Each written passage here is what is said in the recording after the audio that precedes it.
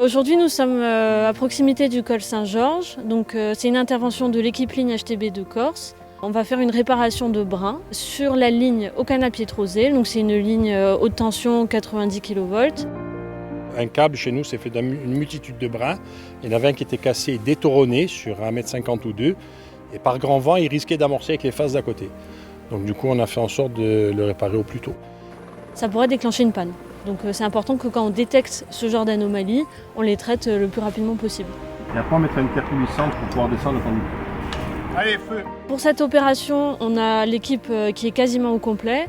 On a le monteur qui va réaliser le vélo sur la portée. Il y avait aussi un autre monteur qui était là pour l'accompagner parce que c'était aussi son premier vélo. Et le reste de l'équipe est au sol pour faire toute la manutention. On prépare la câblée! Mon rôle, c'était de seconder Dominique, qui est jeune embauché, et de le guider dans le pas à pas. Je l'assistais. Arrivé en bas, tu te fais un petit tour avec son câble, ok? Sans le serrer, juste à la précaution. Quand c'est à lui de mettre l'échelle, je regardais qu'il la mette bien. Quand il met le vélo, je regarde qu'il le met bien. Et après c'est à lui. La première fois, donc là, quand j'ai mis le vélo, je voulais savoir un peu comment ça allait fonctionner.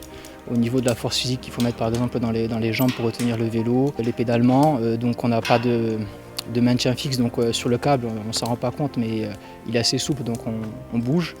Comme un vélo normal, il suffit de pédaler pour avancer, à l'envers pour reculer. C'est un moment où il faut rester concentré parce que voilà, le câble il fait que bouger et on n'a pas de point fixe. Il a la corde, on est en liaison radio, on le surveillait la jumelle. Aujourd'hui, il y avait un drone qui le surveillait aussi. Le gars n'est jamais seul, jamais, jamais. Moi, je ne l'ai jamais quitté du regard. C'est particulier parce que là on est à 100 mètres au-dessus du sol.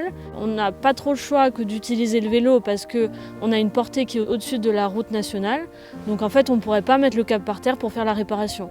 C'est très physique, que ce soit le vélo ou ramener le câble vers soi. On avait des boules de signalisation, donc on a dû passer avec la poulie. Donc voilà, j'ai dû mettre des estropes pour avoir le câble au plus près et faire passer la poulie de boule en boule. C'est bon, il est passé. Jusqu'à arriver à la blessure. Ensuite on répare avec les préfaux. Une fois qu'on y est, on va pouvoir faire la réparation. C'est un câble de section supérieure que je vais venir enrouler autour du câble pour qu'il maintienne le brin qui est coupé et qu'il évite de se défaire davantage. C'est vrai que c'est des travaux qui sont assez impressionnants.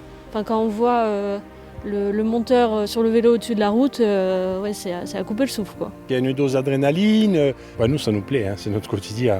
C'est le métier de lignard, c'est un métier à part. C'est quand même assez exceptionnel. On se retrouve seul, en l'air, il n'y a pas un bruit, on est tranquille et c'est très impressionnant. Un super paysage qui est merveilleux, on ne s'en lasse pas. Donc le chantier s'est bien déroulé, tout s'est passé comme prévu, on n'a pas eu d'aléas. Un petit peu la météo à la fin.